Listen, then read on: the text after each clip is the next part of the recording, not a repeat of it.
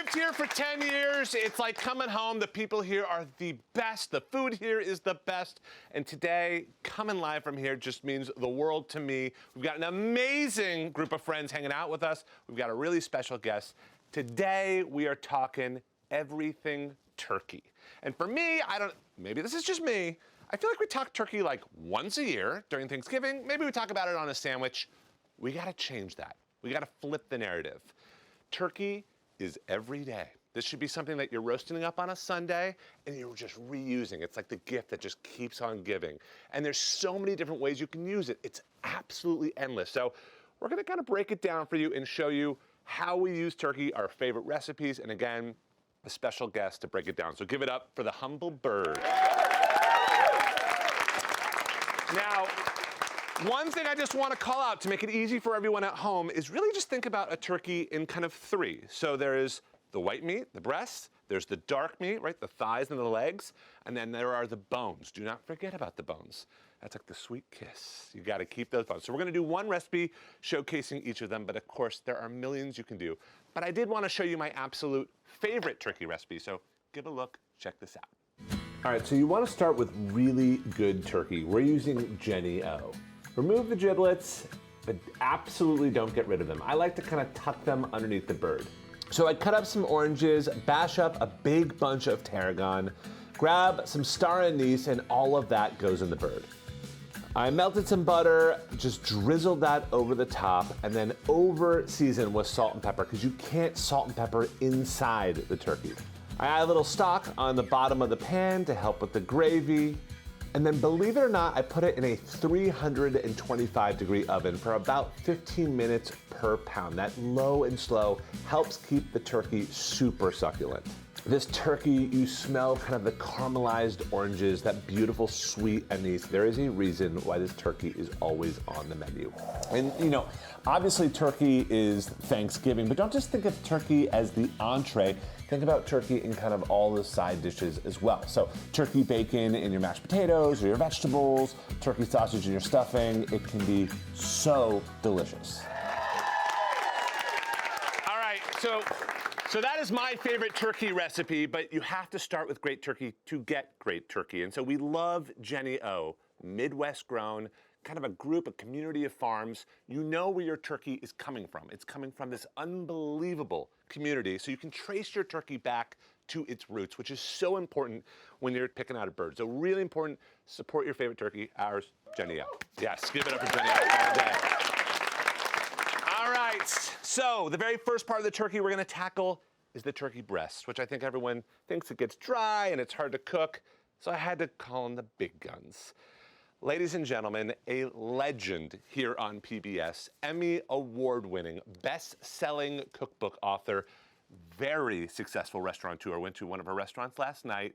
Give it up for the legend, America's Nona, Lidia Bastianich. Hi, Joe. Thanks for doing this. Hi, everybody. All right. I mean, do you feel that? I mean, guys, this is, and I say this with all the, you are our Julia child. You are, thank yes. you. Thank the you. amount of people that you have helped cook, that you've introduced the kitchen to, you are, but also just a warm hug. It's not just the cooking. You're huggable. I'm fluffy. I'm very fluffy. And so my question to you is, when I say you're America's Nona, is that weird for you to hear? No, I'm a Nona. And, you know, I have my grandchildren. But to be extended and to be America's Nona, it's really an honor. It's really a pleasure. You know, I came to the United States as an immigrant. I was welcomed here, 12 years old. I made my life. I made a great life. And this is where I'm at. And I am so proud to be America's Nona. I'm telling you, it's a trip to be up here with you. It's unbelievable. So okay. We are gonna make a recipe with just the breast to start off with. This is our first bite. It's gonna be turkey breast with prosciutto and peas. So give it up for that. Let's do it. Thank you. Thank you. All right. Okay. What is first step here, Lydia? The first step, you did a beautiful job on the turkey. Is that beautiful? Very How do you nice. cook yours? I, at the end, glaze it with balsamic vinegar reduction. The last half hour, and it gets nice and caramelized. It gets like mahogany Yes, and a sticky. little sweet. But now this is a great, this recipe, especially, I love Thanksgiving, we all love it, but I love the week after. Me too. To Yes. use all of the parts, Yes. and you know how I am about not wasting food. Yes, me too. So the sauce is very simple. Shall we begin with the sauce? Yes. So we start with olive oil. A little bit of olive oil. Yeah. And we have here some shallots. Shallots, just beautiful. chopped shallots. And you just want to literally. kind of sweat those out? Right. Okay. Okay. Yeah. And a little prosciutto. And you see, you buy the prosciutto like this, and this is very fine. Yeah. Even if it's a little thicker, you can make it a little crispier. This will cook 1, 2, 3. Can you replace the prosciutto with bacon or anything like pancetta or yeah, no? you could. Okay, so while Lydia's doing that, if you can see the shape, I don't know, guys, if you can get in there, but there's a shape here. It looks like a V. Do you know what this is, guys? Anyone in the crowd know what bone this is? You know it. I love it. The wishbone. Yeah, exactly. So you just got to kind of follow the shape. So I kind of point the wishbone at me, and I use the top of my knife, and I just kind of follow down the breastplate, and I just follow that wishbone until I can kind of take this off. How's your sauce coming, Lydia? Oh, that's coming. Guys, I'm cooking with Lidia Bastianich right I'm now. What is okay. happening? What is happening? Ridiculous. Okay, so what's going on over there, Lydia? Just slicing the prosciutto. Yeah. The shallots are done. Yes. Just Now, let's you started cooking, Lydia. I mean, I know your story because I've studied it. Stalker alert, a little bit. But you started cooking with your Grandma Rosa, is that right? Well, yes, Grandma Rosa. So I have to tell you a little bit of my history. Tell me. If you're gonna, I was born in part of Italy. It's called Istria. Now it's Croatia. When World War II was finished, that part of Italy was given to communist Yugoslavia. So we were caught under communism. And my grandmother, food was scarce. She lived in a little town, and we had all the courtyard animals, we called them. We had chickens, ducks, geese, and I was the helper. I was the little helper. I'm going to put the peas right in here. Yes, yes. Frozen peas are fine. And this is such a simple recipe. You can put that away. Yeah. What are you laughing about? Yes, I'll be you. I just love you. Yeah, I love you. It's not your first rodeo bossing That's someone how around you the kitchen, cook. and I love it. I'll be bossed all day. That's I how love you it. cook. So what do you want on that? You want the turkey on there? So I want the turkey. Now you're talking about the skin. I Yes. love the skin. Me too, yes. Okay. You can leave it on and just slice it. Yes. And just position it nice. Yes. And then I'm going to pour the sauce right over it. Now, I How's want to that? say something about slicing turkey with the skin on for you at home. Yes. Everyone kind of saws at it. It's really a long, smooth motion. When you go tight, you rip the skin. And if you want that really clean cut, it's about long, beautiful strides, and that's how the skin stays intact. I love it. Oh, that smells so good, Lydia. So far, Yes. I have the prosciutto, the onion, the shallots, the sage leaves. I have sliced the prosciutto nice so you can see it. Yep. I put in the peas. Yes. I put in the butter, a little bit of butter, and the scallion, the chopped scallion. So No, I have a question for you. Yes. You immigrated here when you were how old? 12. I came to the United States when I was 12. 12 So years to go back to that little courtyard with Grandma, Yeah. when I was 10, actually my parents decided that they couldn't no longer live under communism, and we escaped back into Italy.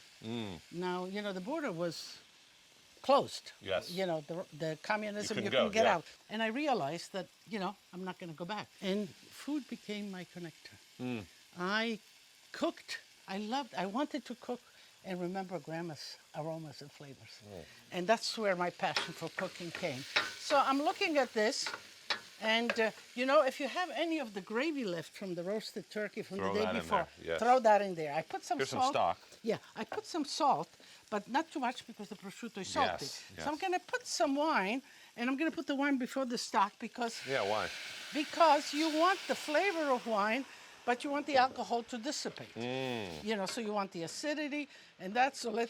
And you really want to scrape the bottom as that happens, yeah? Yeah, that's where the flavor is. Beautiful. All those little caramelization at the bottom. love That's it. where the flavor is. Now, when tell you me. got here, you were a little girl over in Italy, as you guys immigrated, and then you immigrated here. Was it weird being in the United States? Like, what was your first Well, impression? Joel, we didn't have anybody here either. We didn't speak the language. So, look at me now. I think you did all right. Huh? I think you did all right.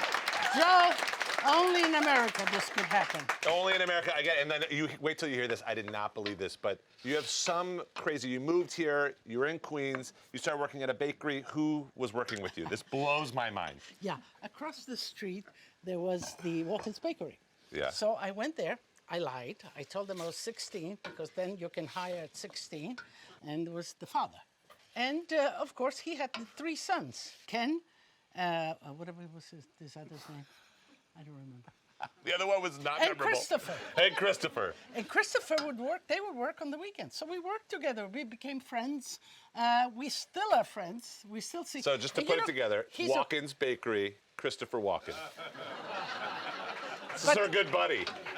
So Christopher Walken, still, he's a good cook. He still comes to my house and we cook, we eat, we do whatever. Now, love that. he's a great guy. Well, you're a great gal. family. Yeah. So now this, I'm trying to kind of Yeah, give it a little space. present it, you know, like, look. So you can see, Yes. and The here you peas have, and the prosciutto. yeah, and you have also not only the sauce, but you have the vegetables. This is when leftovers become kind of better than the original. I mean, like, I love a roast turkey, but you spoon some prosciutto and peas and all this. The secret of leftovers is not to reheat it, it's to make a new dish. I mean, it's incredible. And you could serve this as a dinner the next time. I mean, this Absolutely. is stunning. Family style is the best. You guys. And the smell, can you smell it? Do you guys getting that? Should I waft it through? Okay. Parsley? No? You know, parsley, you can put it, but sometimes I like simplicity because we have the peas that are given. But I have a side dish that I want to show them with this. Yes. Yeah. So we're talking about kind of leftovers, right? This is turkey. This. This could be after Thanksgiving. This is gorgeous. What is this? These are mashed potatoes, revisited. Really? Yeah. So you take a non-stick pan, put a little bit of onions if you want, a little bacon or whatever, or just as it is, a little butter, a little oil, and you press the potatoes in. And you just let them be. No flour, no egg, No, nothing. no. Just let them be. Let them get this caramelized. Then you take a plate and you flip it over and you do the other side, and this is what you get. And you put it on the table. And does this look like a new dish? This looks like you don't even recognize it. I love it. I love it. This is it. Okay. Right? I mean, nothing. This is a hug. This is it. Now, let me know what you think. Okay, let's try. Okay. I mean, it's butter. It's unbelievable. You just slice right through it. It's so buttery. It literally melts in your mouth. The turkey's peas very are so good. sweet. The turkey. This is why we go Jennie-O. The finish is creamy and it has that sweetness. You know how some turkeys have that gaminess? Zero with this. It is so good. The sauce is perfect. Give it up for this dish right here. All right. When we come back, we got more Homemade Live. Don't go anywhere.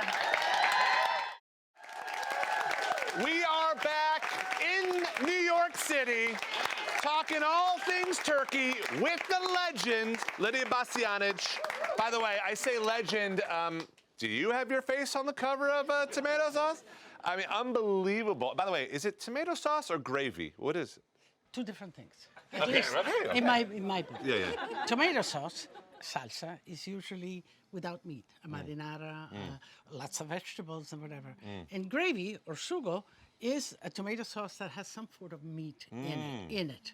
So it's more substantial. Yeah, a little more robust. I love that. I love that. That's my translation of the... I think that's, so we're kind of making a sugo because our next bite, we're gonna take the dark meat and we're gonna make a turkey cacciatore. So give it up for this right here. Yeah, dark meat, you know, that's, how do you recycle the dark meat that you have? You know, and people take some pieces, but then you have the leg, you sort of pull it all off the legs, the arms, the thighs, you save it all, and you shred it, you clean it, you clean all the fat out and everything, and we'll make it into a sauce, a cacciatore sauce. So, but first I'm gonna put the pasta because we're gonna dress the pasta. So by the time the pasta cooks, we'll have the I love sauce. that you said we're gonna dress the pasta. That just makes it so like, I Yeah. don't know why. Is that just So- me? I don't know, yeah. So water, Yeah. plenty of boiling water, salt, Yes. none of this oil stuff, none of that, just Yes. plain water and salt. And we're using rigatoni. And we're using rigatoni. Now, why rigatoni? Because I don't think people realize at home, there are reasons why we use certain pasta as chefs with certain sauces. And so why rigatoni for this one? Well, it's because it has, you see the tube, so the sauce is going to go in there, it's going to carry the sauce. I like the rich dead because it's sort of, you have this texture in your mouth, you know, yes. and a pops. nice bite. Us Italians like everything al dente. What can I tell you? I love it. So Okay. some olive oil and then we're Clean the onions and get the onions going. Quick. Okay, yes, yes. What yes. All right, awesome. Now, real quick, Tell me. I feel like I'm doing this, but you were friends with Julia Child. Is that true? Yeah, she actually got me on television. Really? You know when we opened our first restaurant in 1971, I opened my first restaurant. And was it just like Italian vibe, like kind of home cooking? So my husband and I. So I wasn't a chef. Slice that onion. Okay, you got it. When you're a chef, you're a chef. You boss people around. I love it. I love it. Okay. So yeah, you opened this restaurant. And my husband was at the front of the house, and you know I loved cooking already, but I was no chef. Throw that in Yeah, there. you got it. Yeah. And we hired a chef, and I got in the kitchen. I realized that I needed to learn all of that kind of official kitchen business. Yeah.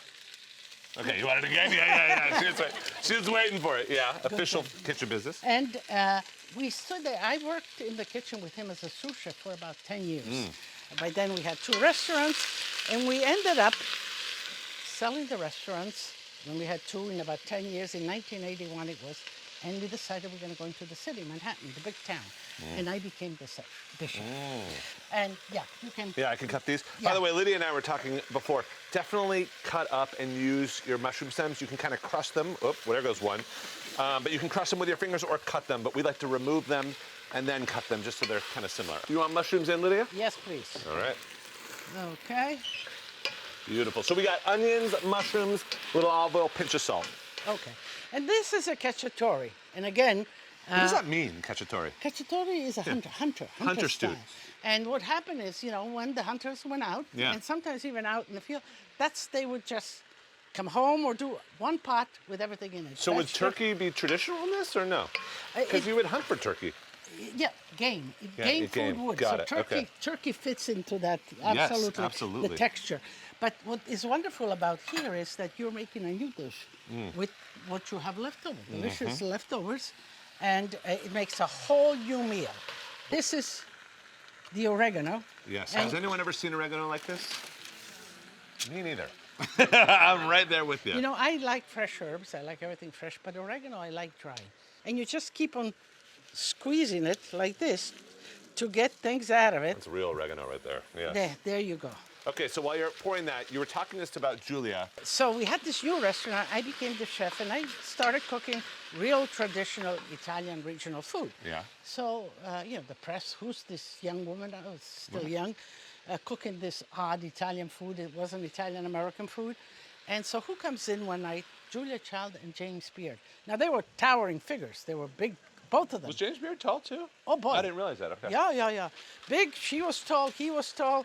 So I was nervous too. Yeah. And they came in, and they sat down, and I talked to them, and she wanted risotto. Made it once, she came back again, she wanted it again. Lydia, you gotta teach me how to make risotto. Best Julia Child impression I've ever heard. Well, That was amazing. and so she came to my house, we became friends. I taught her how to make risotto, and she invited me on her show. We did 2 shows. That was on PBS. And the producer says, Lydia, you're pretty good. How about a show of your own? She encouraged me, and the rest is history. 26 years now. So now, let me put just a little bit of vino bianco. Can I just say something about that? Because you brushed over that so fast. She kind of passed the torch to you, and you ran with it. It's kind of amazing. You know, no, she said to me, Lydia, you do for Italian cuisine what I did for French cuisine. And I went ahead. Okay, Beautiful. so here is Your sauce? the sauce. Yep. That's good. Okay, I'll take Delicious. this. And wait, Oh. It's just... Oh, yeah. I always, you never the waste lid? anything. Yeah, you got it? No, I got it. Beautiful. Okay, so I'm looking at this. This is good enough, Yep. enough liquid. And now I'm talking so much. Did I put salt in here? I did. Yeah, you did a pinch when they were kind of the Okay, softening a little up. pepper, Yeah, a right? little pep. Yeah. And now we're gonna put Now this is the dark meat of our turkey that we picked off the bone, right? Yeah. And so you could do this days after Thanksgiving. You could freeze this and then do it again. Yes. Absolutely. So how long does this cook for usually? Well, you know, everything is more or less cooked. Here we have it cooked. You can move that away. Yep. Right? Watch your hands. There you go. When you dress your pasta, Yeah. you don't want to smother your pasta. I'll take some of this out. Yeah. And I'm looking at this. Maybe I'll put just a little drizzle of olive oil. You know, you see me do that a lot. Yeah, why? Because olive oil, you pay for good olive oil, you pay a substantial amount. And you don't want it cooking. Heat alters. It's a chemical reaction. Alters. You lose a lot of the flavors. That's why you have flavors in the kitchen when you cook. So I add it in the last minute so you get the maximum flavoring of the oil left in there. And when you get your pasta, yeah, this is fish so it important. out. You guys have to finish pasta in the sauce. Yes. Lydia, when you go to someone's house and they just dump the sauce on top of the pasta, do you have to say something? I'm She polite. leaves. She leaves. Yeah. But I know that they don't know what they're doing. So here we are, you see? That looks so good. And the turkey looks so rich. Turkey is so light, but it can also play up and it can be this ragu that's warming. But here it absorbs in the tomatoes and all of that. So so it gets good. an addendum of flavors, you know? Yes. It's a carrier of the flavors. So do not rinse the pasta. Fish it out. You can drain it, but do not rinse it. Because you know the old saying, if you throw pasta to the wall and it sticks, it's done? You know, there's some truth to that. You want that stickiness to the pasta because the sauce adheres to that. Cheese, like olive oil, the last minute. Invest in real Parmesan Reggiano. Right. It makes such a big difference. Right. I like my cheese. Those of you that watch me know. But always leave some on the table. So here we are. Yep. Here we are. And then big platter. And then is this basil or what do we have here? Smell. Parsley. I thought so. Oh, look at this. I thought so. See how it's not pooling with sauce? You can see the pasta. That is what you mean by being dressed. You need the pasta to be coated with the sauce, but no soupy situation.